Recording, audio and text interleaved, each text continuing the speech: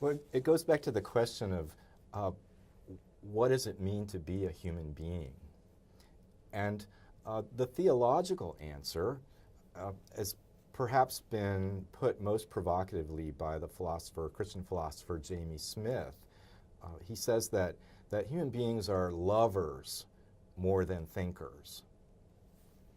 And I think that's a perfect description of young people, especially, that they yearn to give themselves away in love. And that manifests itself in joyous worship in which they are fully bodily engaged.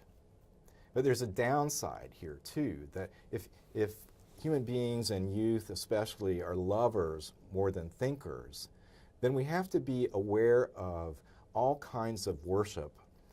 Smith calls them cultural liturgies, all kinds of worship outside the church that are seeking to recruit youth's love and passion.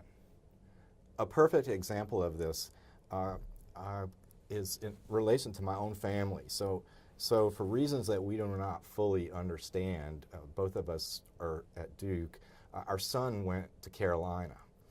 And it was a source of some suffering and much existential pain. But he goes to this school, and of course, his last year there, Carolina makes a run in basketball for the national championship. And in fact, they do so. The next fall, there is a face-off, a new thing that ESPN is calling the Carrier Classic, in which the former national champion and the former runner-up, which happened to be Michigan State, met to kick off the season on the deck of an aircraft carrier, okay?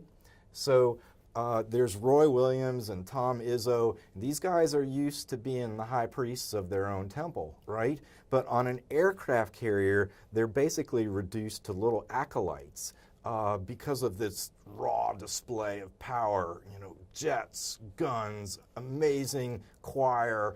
And then in walk POTUS and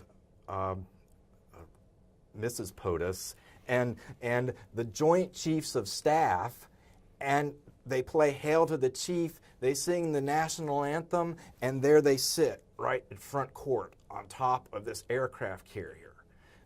For Smith, this is this incredible liturgical melding of American power and sports entertainment.